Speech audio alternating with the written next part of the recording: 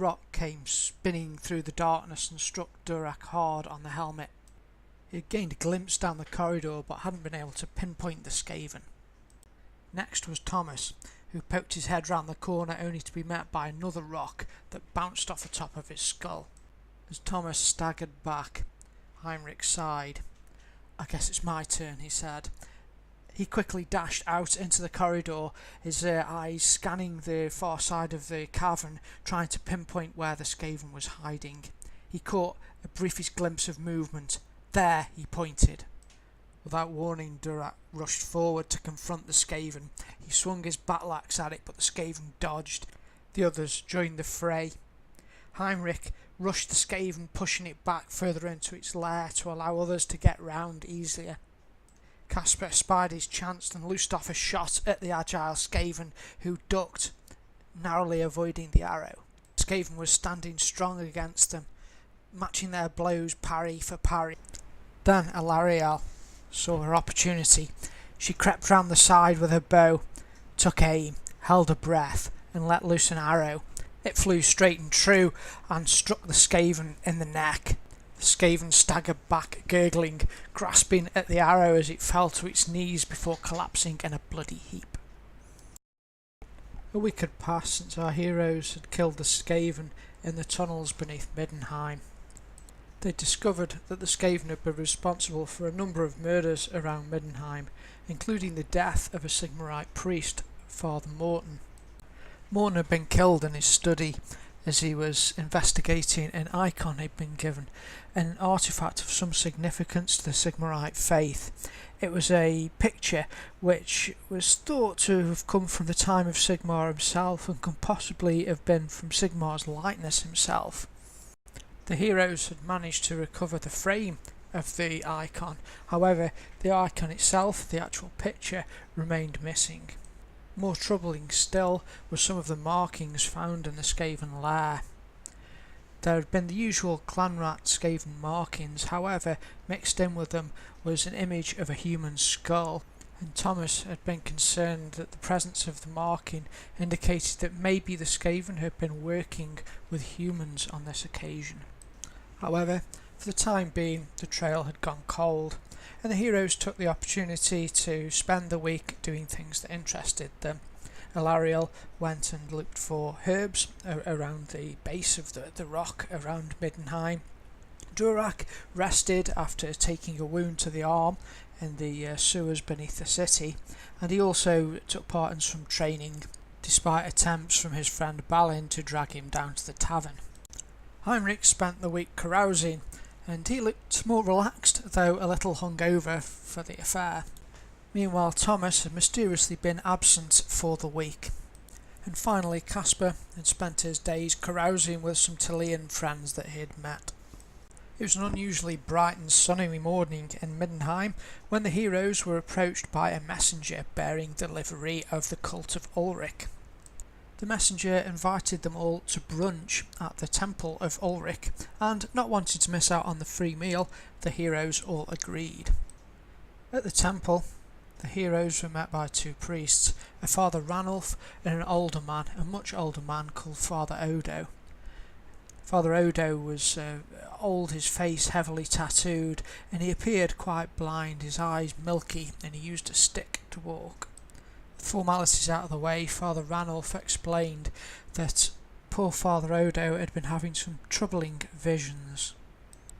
The older priest shuddered slightly and began to speak in a dry, reedy voice. "It was terrible," he begins.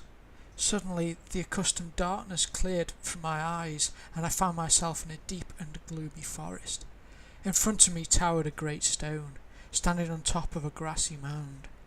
Skulls and bones were piled up all around its base. As I watched, blood began to pour from the top of the stone, running down its sides and soaking it into the mound. The blood began to grow with a red light, as if on fire, and the ground started to shake. Finally, the mound cracked open, and there stood a tall man dressed in black armour. On his shield he bore the mark of Khorne, the blood god of chaos. Around his neck, on a heavy chain of black iron, hung a horned skull made of brass. The same red light poured out of his eyes as if it were alive or undead. I tried to pray for Ulrich for strength and protection, but my lips wouldn't move. I fell to the ground before the stare of this terrible thing. Then it spoke to me. I'm sure it was the skull that spoke, not the warrior, for I saw its jaw move. It said, "I shall be free." Father Odo shuddered again. "I can feel its presence even now," he says weakly. "It's as if the thing is watching me." Father Odo trembles slightly as he recounts his vision, and when he finished, Ranulph laid a comforting hand on his shoulder. "One of the junior priests found him in his cell, collapsed on the floor," says Ranulph. "It seems that his brass skull is an ancient and powerful artifact of chaos, and Odo's vision implies that it will soon be loosed upon the world. I must ask for your help, not only on behalf of the temple, but the city of Middenheim, and quite possibly the Empire itself."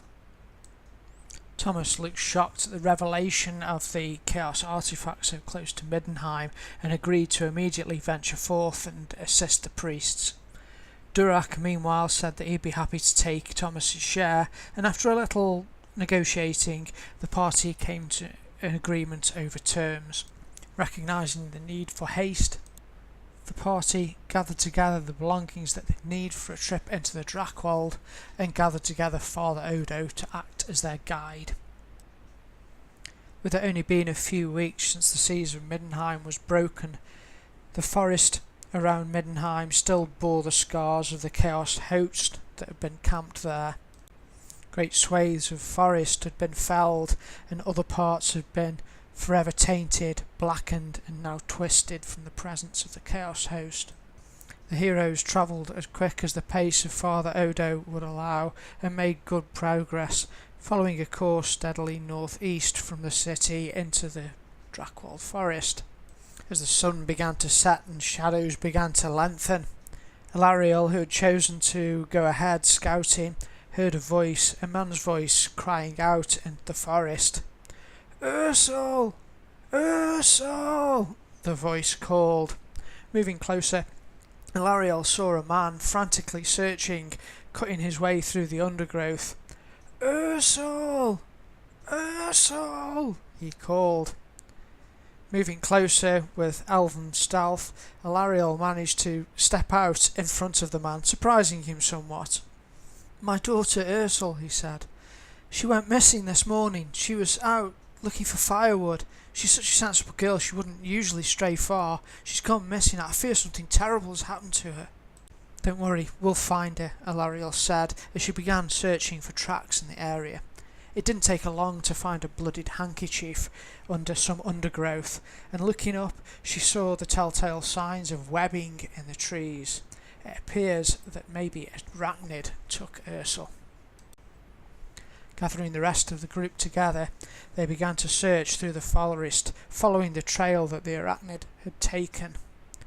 They were aided by Ursel's resourcefulness, as she regularly dropped items, a ring, a shoe, and likewise to help them track it more easily.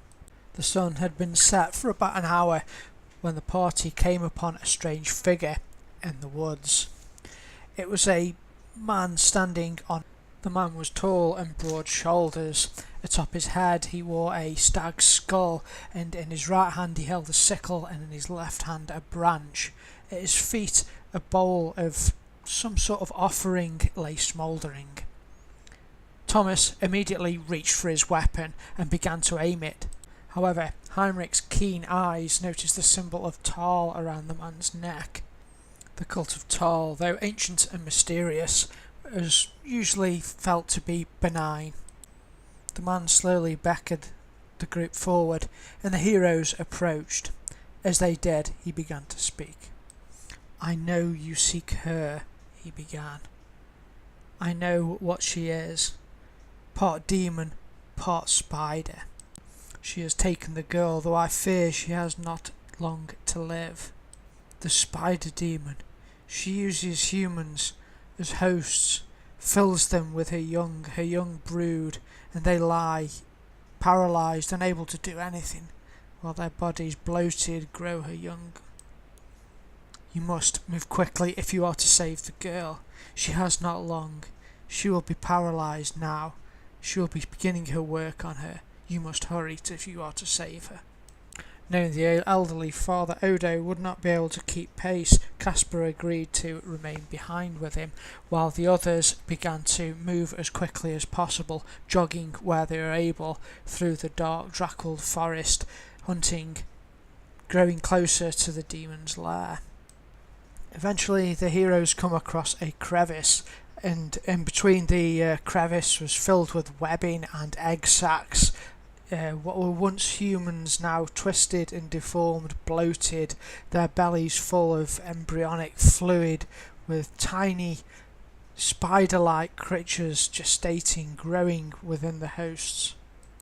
Clinging to the rocks was a huge spider-like creature with a humanoid face, though blank, devoid of expression, with black, oily eyes. Around its base, around its feet, young hatchlings scurried and moved to protect their mother. Quickly, the warriors Heinrich and Durak drew their blades and advanced together side by side, protecting each other, forming a defensive position as they advanced upon the creature. Meanwhile, Alariel and Heinrich moved around the side to outflank. The spider demon took the bait and charged, its legs flailing towards Durak and Heinrich, its teeth lashing out, trying to bite them, while its young broodlings swarmed around them, distracting them. Thomas aimed an arrow at the beast's head.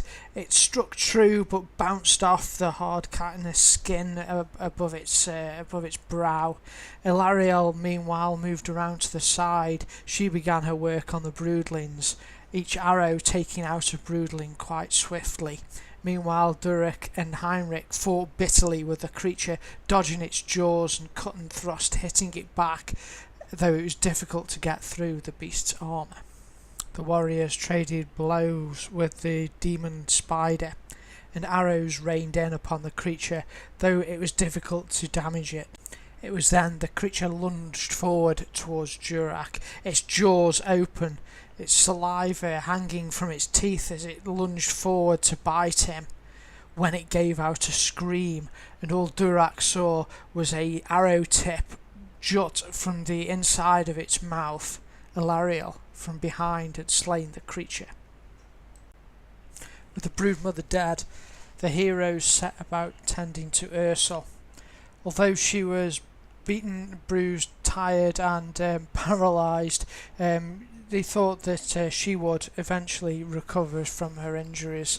They cleared out the crevice where they were of any remaining spiderlings, and put the remaining egg sacs, the hosts, out of their misery.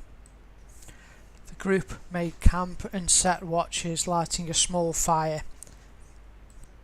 During the night, on her watch, the ever-present Ilariel noticed movement in the trees, something large up ahead. Straining to see clearly through the trees, she saw another large spider, demon-like creature, this time male. It was poking the dead bruised mother with its legs. Tears were streaming down its oddly humanoid face. Feeling little compassion or sympathy for such a terrible creature, Ilariel raised the others, and they wasted no time in trying to dispatch the beast. Arrows flew from the crevice at the creature, which howled in anger. It looked frenzied, furious at the death of its partner. Once more, Durak and Heinrich held the front line, weathering blow after blow from the creature and trying to fight back as best they could. Despite difficulty seeing through the darkness, Heinrich spun his blade wildly, blindly stabbing out at the creature, and it managed to catch it in its belly, cutting it, spilling steaming intestines upon the earth. With the arrival of a new day, the heroes managed to return Ursel to her parents. They discovered they were refugees from a nearby town of Froht, which had been destroyed as the Chaos Army had advanced south towards Middenheim. They were currently moving towards Middenheim themselves to seek refuge and shelter in these desperate times. After sharing breakfast with the grateful family, The group gathered together, ready to continue their search for the Chaos artifact. Father Odo had had a troubled night. Again, dreams had disturbed his sleep. He felt the artifact was talking to him somehow, watching him. The day's travel was hard and taxing, but they made reasonable progress, and as the shadows grew long and the sun began to set, they began to see tracks and markings of beastmen. This was beastman territory. Following Father Odo's guidance, and with the sky orange from the setting sun, they came upon a large clearing in the forest. At the far end of the clearing sat a rough-hewn altar of grey granite. On it was scrawled graffiti and a debased form of dark tongue used by the beastmen, and around its base were the skulls and bones of many, many dead. Standing next to the herdstone stood a minotaur, large and muscular, carrying a great axe, and around its neck it held a horn. With the element of surprise and a large open space in between them and the minotaur, the heroes pressed their advantage. Alariel and Thomas loosed a volley of arrows, striking the minotaur as it advanced, as Durak and Heinrich moved together, shoulder to shoulder once more, to meet the minotaur in battle. The minotaur was struck by several arrows and was bleeding and blooded by the time it met Durak and Heinrich. The beast roared in anger and brought the horn up to its lips and let out a loud bellow which echoed throughout the forest. The minotaur's call was met by the sound of another horn which answered out in the forest. Then another sounded, then another, then another, and then another. While the minotaur fell from many blows from the hero, its blood staining the ground in this location, it had, though, done its job. It had sounded the alarm. Others were coming. The sound of drums now beating in the forest were glowing closer. Quickly, Durak hurried over to the herdstone to try and search for the brass skull, the Chaos artifact that they came for. Meanwhile, Alariel, Thomas and the others stood guard, watching, waiting for when the beastmen would arrive. Durak hurriedly sifted through the skulls that surrounded the herdstone, looking for a clue to where the brass skull, the Chaos artifact, might be found. His dwarven eyes, his sense for stoneworking, noticed a flaw though with the herdstone. He found a trapdoor there at the base of the herdstone. Tugging on it, he pulled it clear, revealing a passageway leading down into some sort of complex beneath the altar here, with horn blasts and angry baying surrounding them, calling out all around, and only a matter of time before the beastmen descend on them. What will the heroes do next?